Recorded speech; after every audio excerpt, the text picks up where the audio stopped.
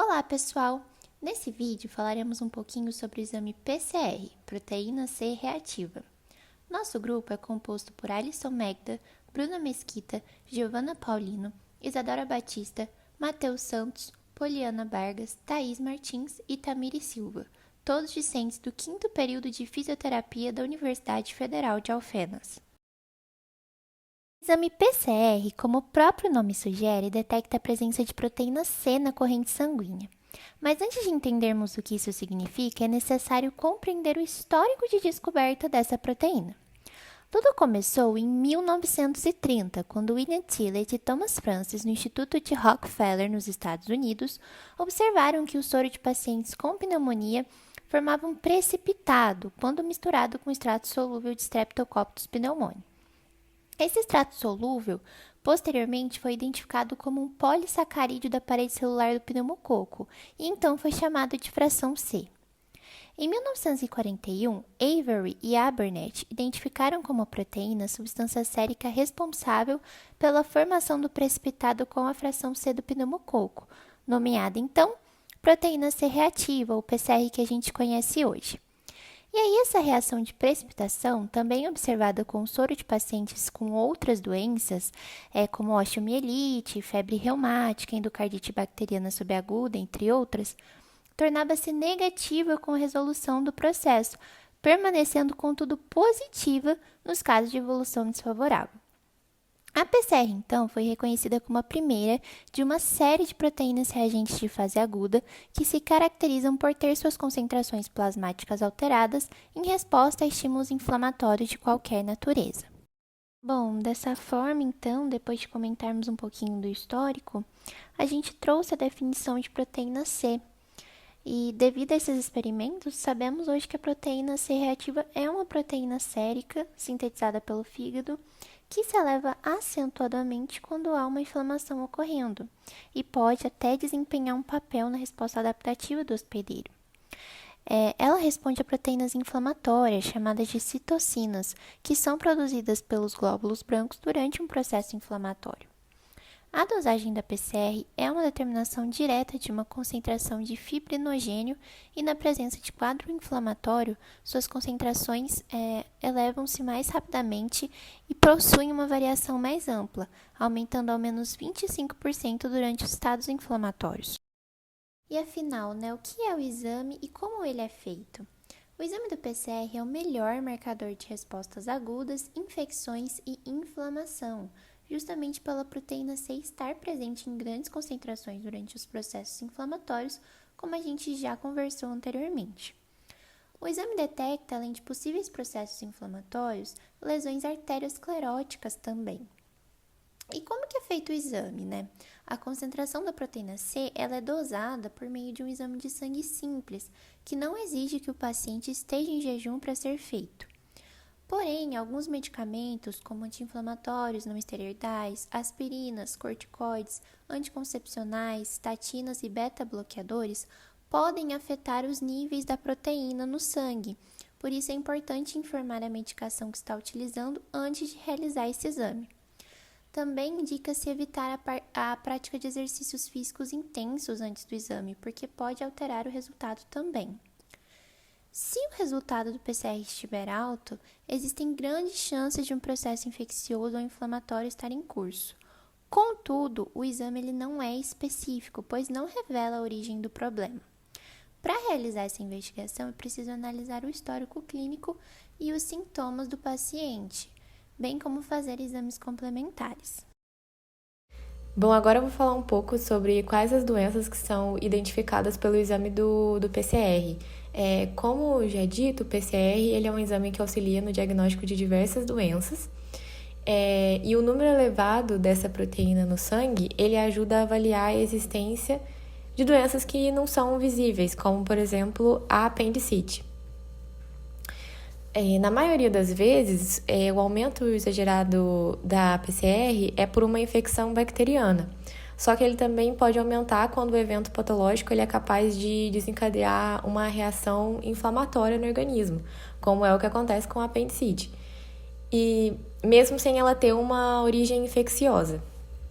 Ela, por exemplo, pode ocorrer em casos de AVC que é o acidente vascular cerebral, a artrite reumatoide, a doença inflamatória pélvica, a esclerodermia, a febre reumática, a granulomatose de Wegener, que é uma condição que provoca uma inflamação dos vasos sanguíneos. O infarto do miocárdio, inclusive o PCR, é um exame bem comum que pode indicar risco de doenças cardiovasculares. Também consegue identificar alguns tipos de câncer, como o linfoma e o mieloma múltiplo, que é um câncer de medula óssea. Pancreatite aguda, queimaduras extensas, traumatismos e lúpus. Esse exame ele é eficaz na detecção de doenças na fase aguda. Com uma dosagem única de PCR, ele auxilia no diagnóstico, só que ele não deve ser usado isoladamente, porque diversas situações clínicas podem elevar seus níveis. Ou seja, não se usa PCR como um único exame para detecção de uma só patologia, porque como eu já dito antes, o PCR ele só indica se há aumento ou diminuição da inflamação que está ocorrendo ali no corpo do paciente. Então, ele não pode ser usado unicamente, porque só com isso não há descoberta de um diagnóstico. Por isso, ele é solicitado de uma forma seriada, em intervalos regulares, objetivando o acompanhamento do tratamento abordado na patologia.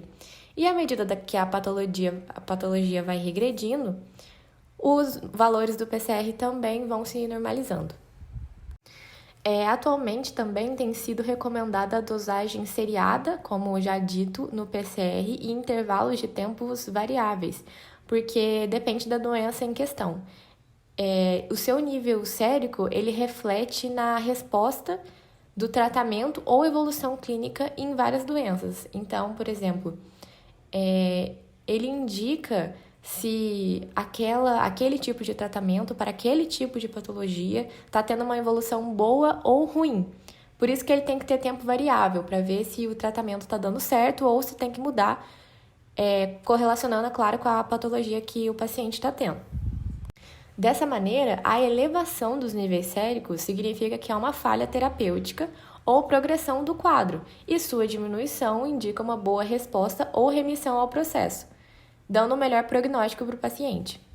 Um exemplo muito comum disso é quando o paciente está fazendo o uso de antibióticos para determinada doença, e o exame de PCR ele é usado como uma ferramenta de acompanhamento para ver se o tal antibiótico que o paciente está usando está sendo eficaz ou não contra aquela infecção e inflamação que está ocorrendo no seu corpo. E depois de alguns dias, se o tratamento for correto, a proteína se regulariza. Se não, uma nova forma de tratamento tem que ser abordada.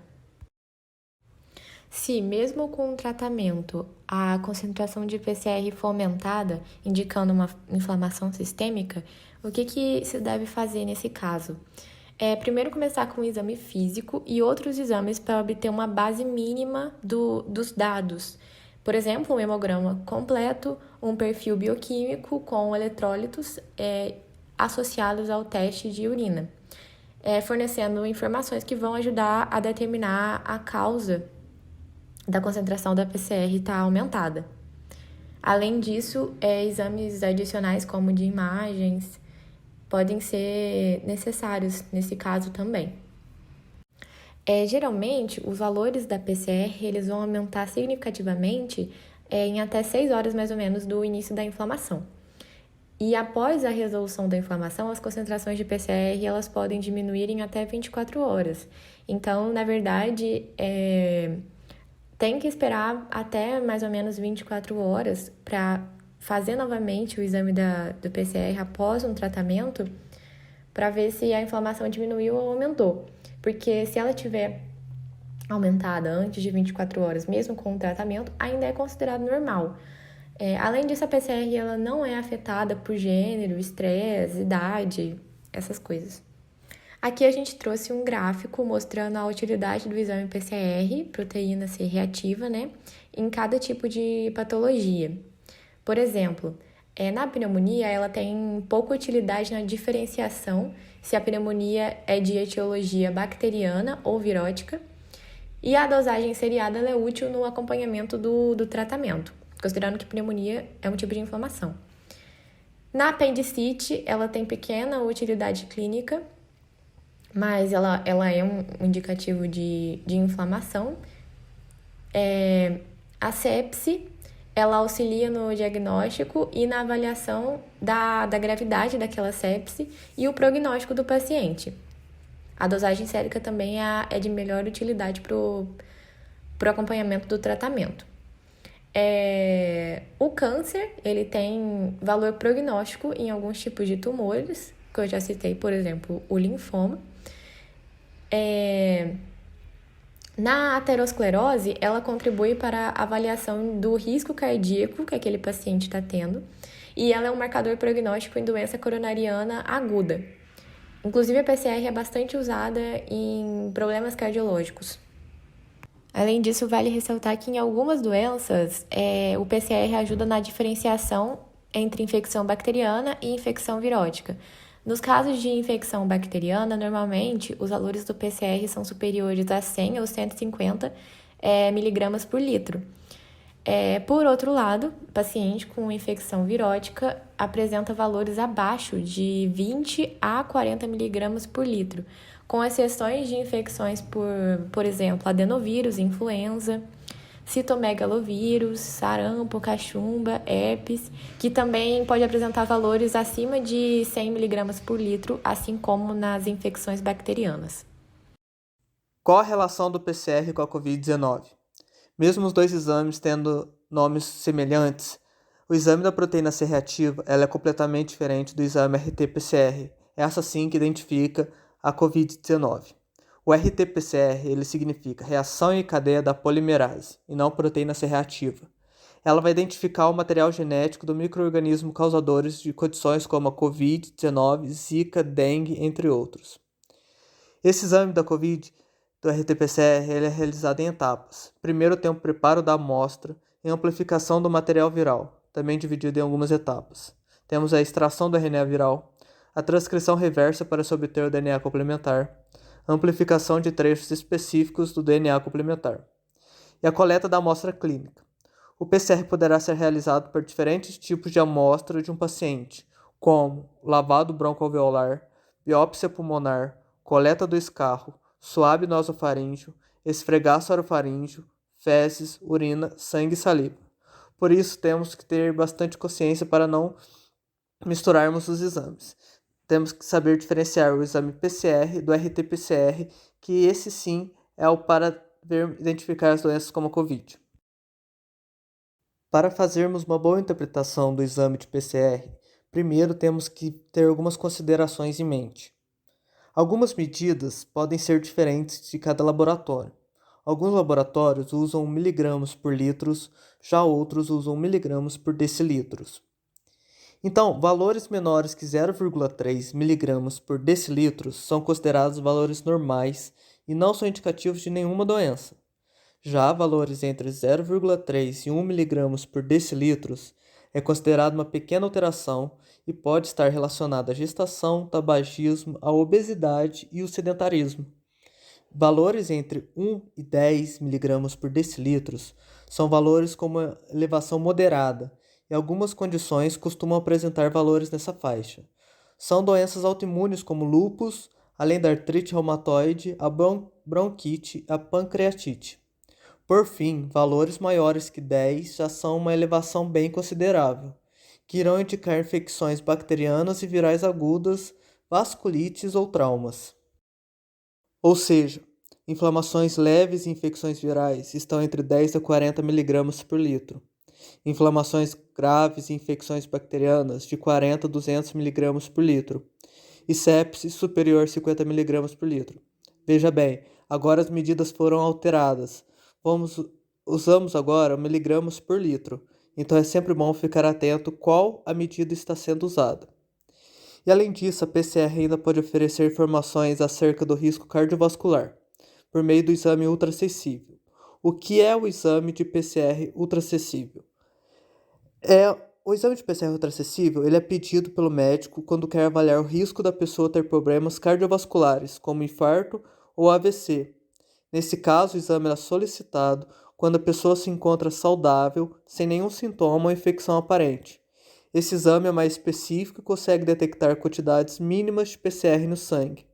Se a pessoa for aparentemente saudável e apresentar valores de PCR ultraacessível altos, significa que tem risco de desenvolver doença arterial periférica ou sofrer um infarto ou AVC, e por isso deve se alimentar corretamente e praticar exercícios regularmente. E como são os valores? Se é abaixo de 0,1 mg por decilitro, é um risco baixo.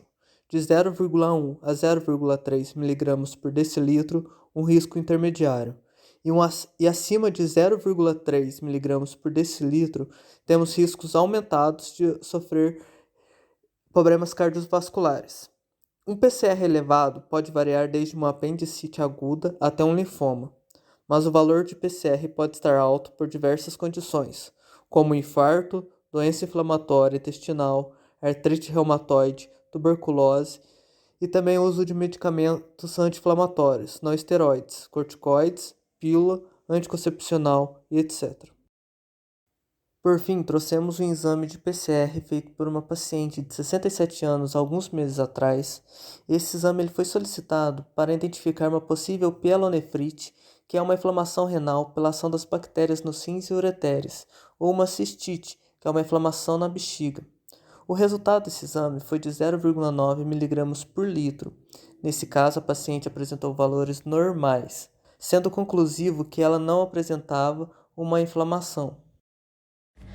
Bom, essas foram as nossas referências. Qualquer dúvida, nosso grupo está à disposição para responder. Muito obrigada pela atenção de todos e até a próxima!